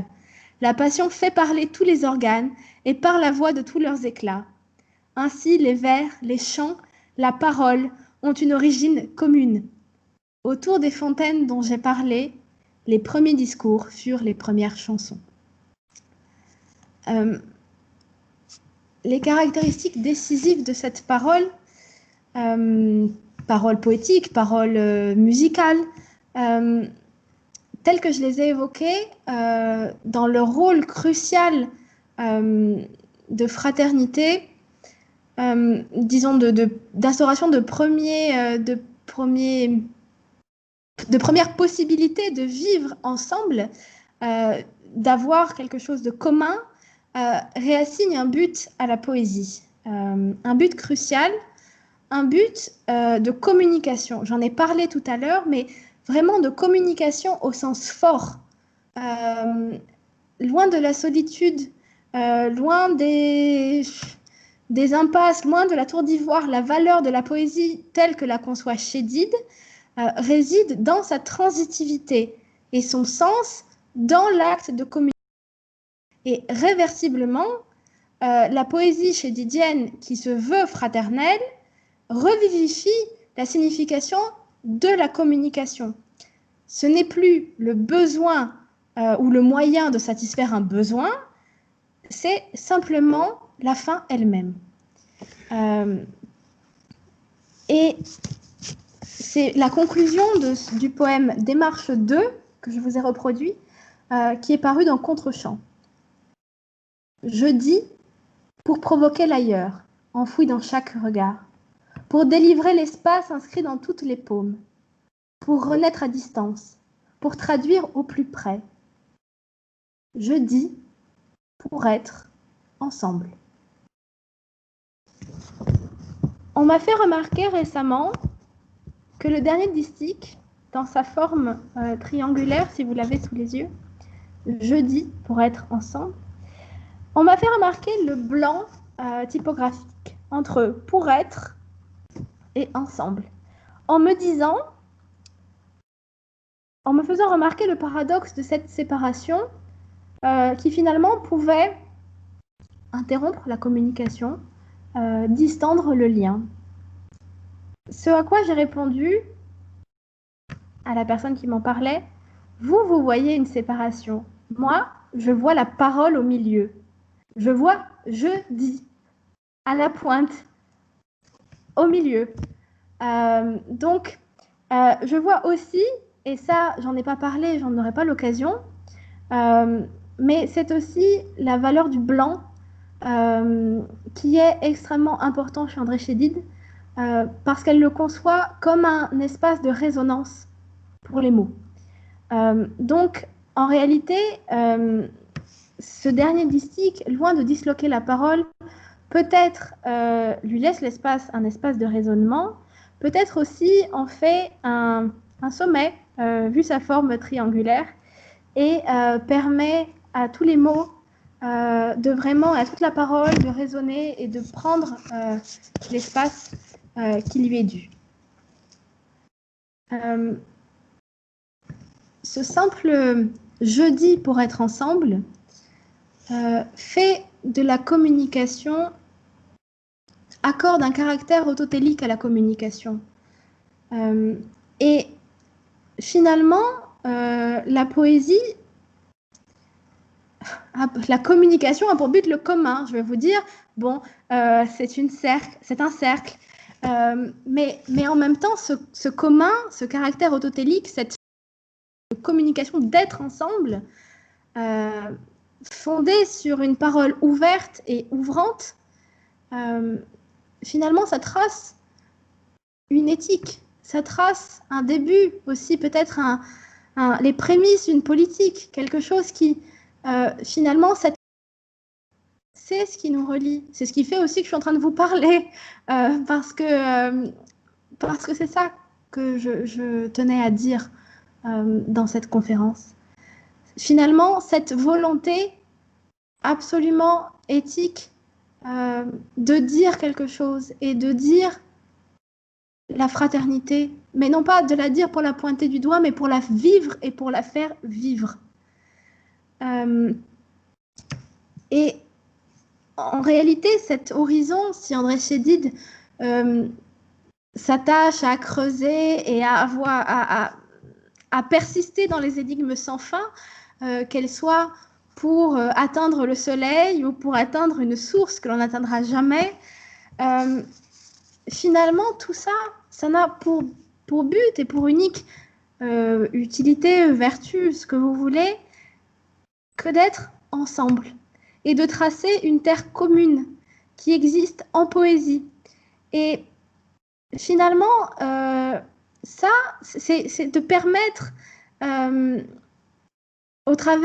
le moyen d'un geste poétique lucide, conscient, bien sûr, plus que conscient de toutes nos entraves, de toutes nos prisons, de toutes nos limites, mais c'est aussi créer, faire surgir du tréfonds une espérance de pouvoir être ensemble. Et cette espérance, elle dit qu'il continue de nous mouvoir et de nous émouvoir. Et c'est à ce titre, dans cette volonté résolument éthique, dans cette volonté résolument d'être avec l'autre, d'être pour l'autre, d'offrir quelque chose en réalité, de ne pas dire que finalement c'est bon, c'est beau et puis c'est tout. Non, pour André Chédid, il faut que ce soit bon, il faut que ce soit à donner. Finalement, son geste est un geste exemplaire. C'est ce que dit Gabriel Alten.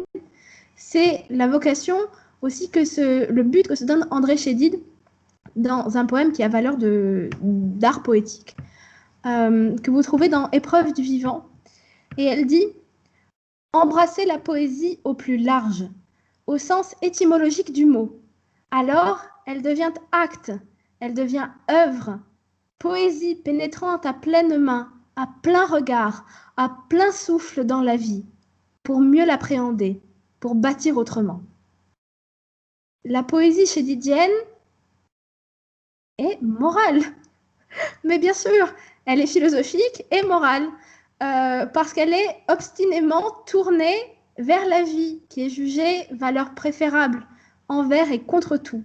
Mais vie parce que, attention, renouvelée, persistante à tout ce qui est, exigence de s'arracher au doute, de s'arracher au marasme, à l'immobilité, à toute la pesanteur, exigence de toujours préférer la vie, que ce soit la sienne propre ou celle de l'autre en face. L'accroissement des forces vitales ne va jamais avec la diminution de celle des autres.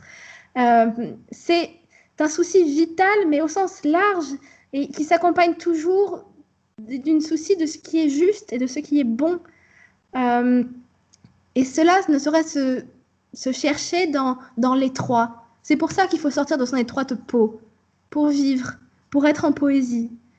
Et tout entière engagée vitale, la poésie d'André Chédid est une poésie du oui. C'est une poésie du oui. Et elle écrit du oui et du nous. C'est le sens de oui, c'est ça, poésie des hommes. Gorgée de terre, peuplée d'espace, parlant tout notre visage, tu ne cesses de venir. Tu ratures les abris, tu enjambes les empreintes, rebelle au piège du temps, tu décapes les jours. Et nous, soudain à l'écoute, soudain surgis des heures rivales, soudain hors du sommeil sans île, soudain abolissant l'écart, en 1000 milliards de oui, nous frayons passage à ta voix. Ainsi raccordés à la parole, nous voici, te voici, où la terre est une, où le cœur du cœur assaille, où la vie advient. Et donc, c'est peut-être, je pense, cette poésie-là, ce miracle du oui, qui est un miracle aussi du cri obstiné, du cri miraculeux, de ce cri d'amour en toi qu'on a vu tout à l'heure, qui annule les immobilités mortelles, les situations d'asphyxie, de claustration, de séparation. C'est ce cri, un cri d'union finalement. C'est ce surgissement, cette épiphanie qui remet le monde en lien, mais en lien tout en laissant libre, qui relie les êtres entre eux et remet le monde en mouvement. Et elle dit dans un poème qui est très beau, qui n'est pas dans Fraternité de la parole, qui est dans Visage premier, qui s'appelle Plus loin que tout l'imaginer. On peut peut-être le lire. Elle dit ce miracle de la poésie. L'arbre tenait par ses racines, mais les cendres asphyxiaient l'écorce. Les branches renonçaient à l'oiseau, les feuilles se gaspillaient. Alors j'ai crié à travers choses. Les déserts, par instants, reculaient. Je m'attelais aux cris, rêvant écho, mobilisant étoiles, taillant passerelles, creusant galeries. Je me rivais aux cris, ameutant l'eau qui stagne, raccordant l'astre aux berges, me liant au visage, dressant voûtes et fondements. Alors la vie fit plus loin dans sa réponse, plus loin que tout l'imaginer. Des branches enfantèrent d'autres branches. Les paumes touchèrent d'autres paumes. L'écorce s'injecta de vivre. L'œil voyageait. Alors, doublant le cri, la vie se livra verticale.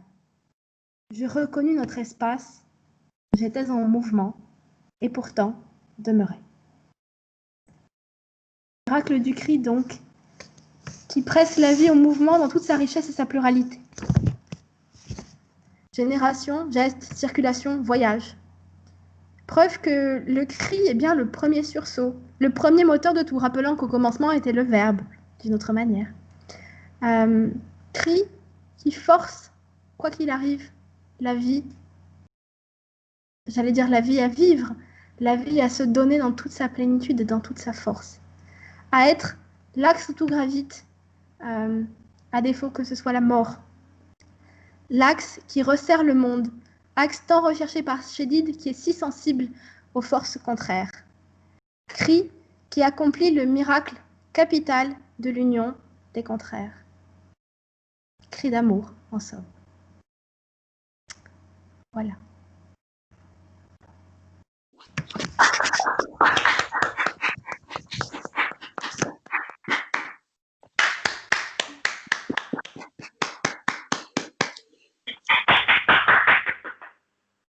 Un millier de cœurs react. C'est très mignon. Merci. Merci beaucoup, Angelina. J'avais ouvert le séminaire par des mots d'Éluard qui parlaient de fraternisation. Il y a un mot qui m'exalte, un mot que je n'ai jamais entendu sans ressentir de grands frissons, un grand espoir. Le plus grand, celui de vaincre les puissances de ruine et de mort qui accablent les hommes. Ce mot, c'est fraternisation. Merci, Angelina, par ta parole, d'avoir permis cette fraternité aujourd'hui. Et à la fin de toute ton intervention était vraiment magnifique. Elle me faisait penser à un très très beau texte de Gracq. Je ne sais pas si tu connais dans les préférences. Il n'y a sans doute jamais eu de grand poète sans qu'on trouve au fond de lui, tout au fond, le sentiment de la merveille unique que c'est d'avoir vécu dans ce monde et dans nul autre. La poésie vibre par excellence dans ce sentiment du oui.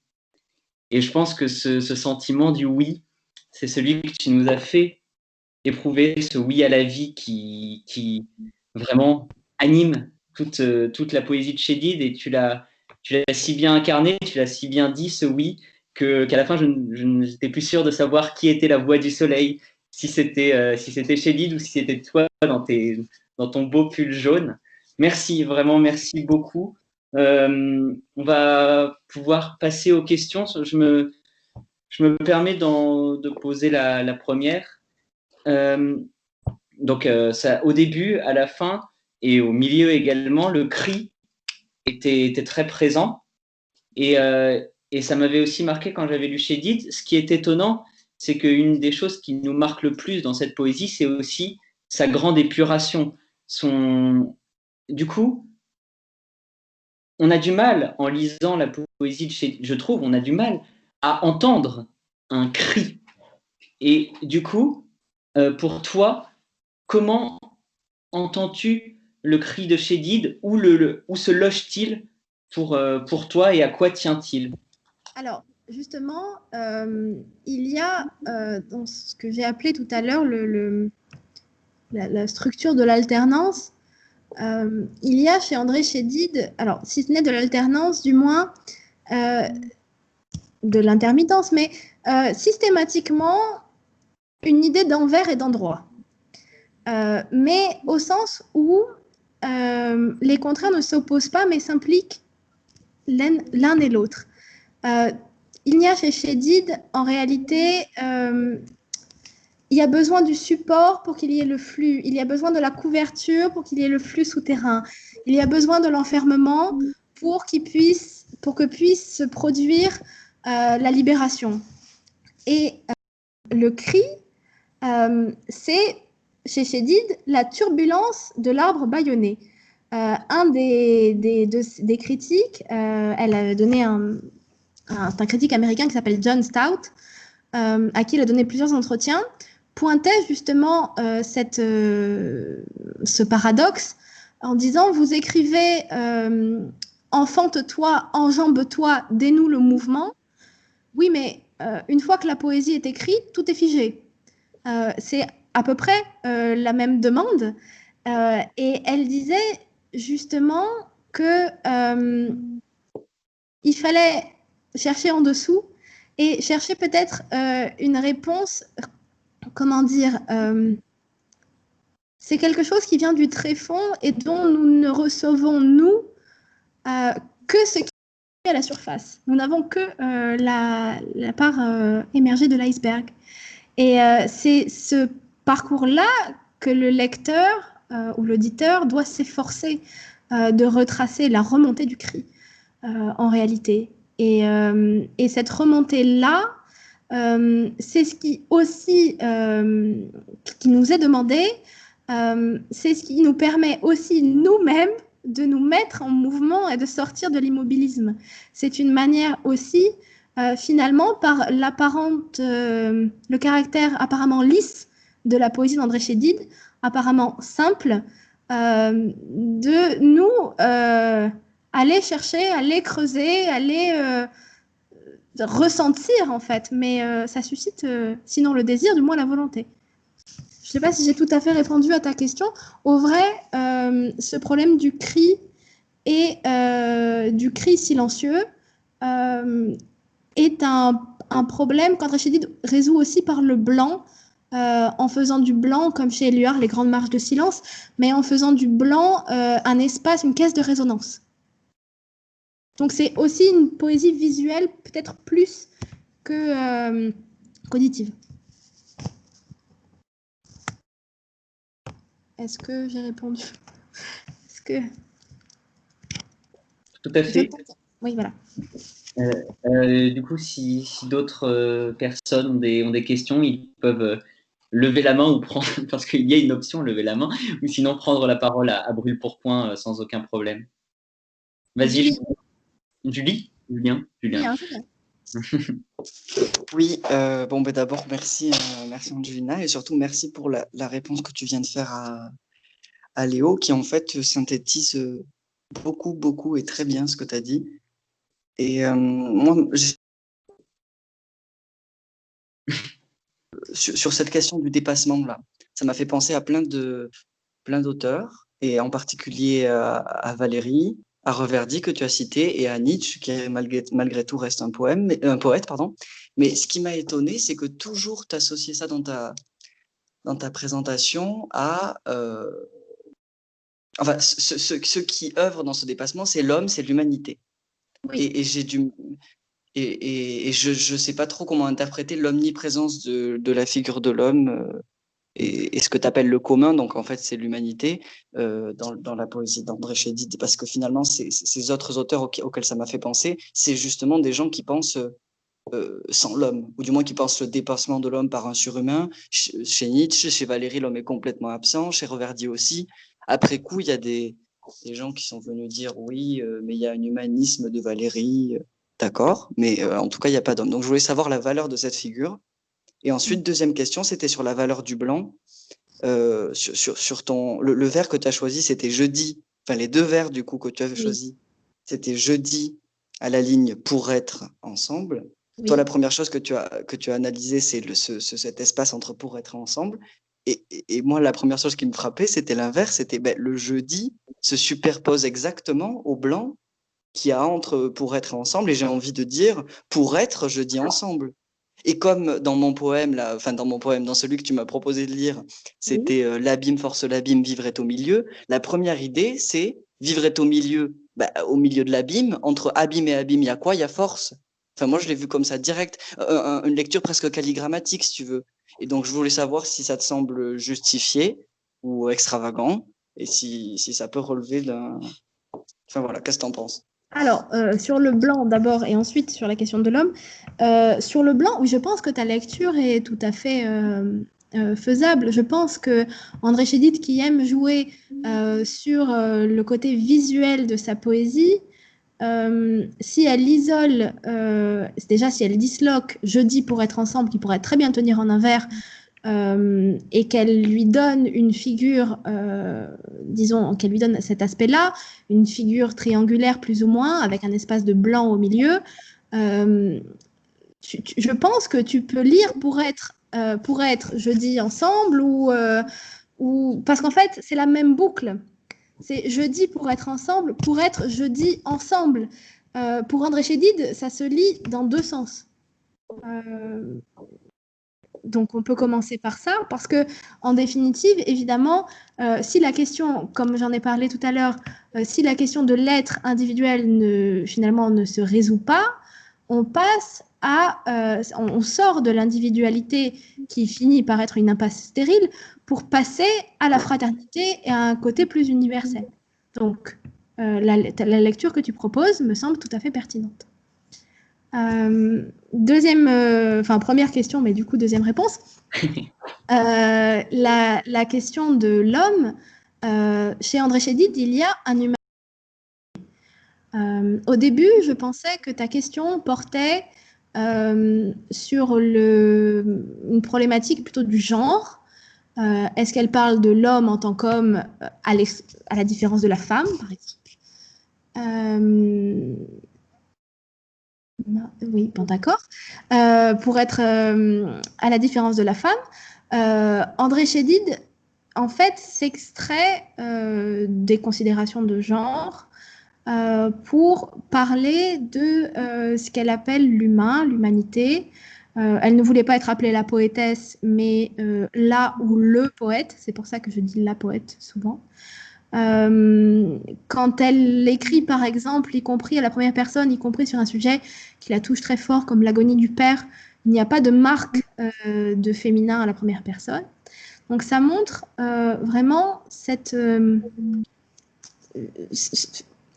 indétermination, le genre n'est pas pertinent dans la poésie. Dans les romans, c'est autre chose, puisqu'elle s'est beaucoup occupée de la condition de féminine. Et il y a aussi un poème qui s'appelle La femme des longues patiences que certains ont analysé comme métaphore d'émancipation féminine. Passons. L'histoire de le point que tu soulèves du dépassement, c'est quelque chose qu'André Chédid attribue sans tirer vers des endroits où peut-être elle n'irait pas, mais c'est une capacité qui est présente en chacun de nous. Une capacité au dépassement, à la métamorphose, qui n'intervient jamais seule, mais qui intervient toujours comment dire, qui est le résultat, ou disons le processus qui accompagne un désir et une volonté. Ça peut rejoindre, par exemple, c'est pour ça que j'ai parlé en termes généraux, tu as évoqué Nietzsche, et tout, bien sûr, mais on peut parler aussi d'éthique aristotélicienne. D'une certaine mesure, en fait, c'est persévérer, essayer de persévérer dans son être et c'est faire en se faisant. Donc, essayer de réaliser son œuvre. Voilà, c'est pour ça que j'ai parlé plutôt, non pas forcément d'identité, mais plutôt d'être. Et c'est pour ça que j'ai essayé aussi de... c'est pour ça que je parle aussi en termes abstraits, parce que, André Chédid aussi, parce que la question n'est pas forcément dans l'individualité, elle est plutôt dans une trajectoire de vie et dans ce qu'on en fait. Et pour André Chédid, le dépassement, ce n'est jamais un dépassement, comment dire, c'est ce qui se surmonte soi-même perpétuellement, mais qui reste soi. C'est la forme maximale, en fait, de nos capacités.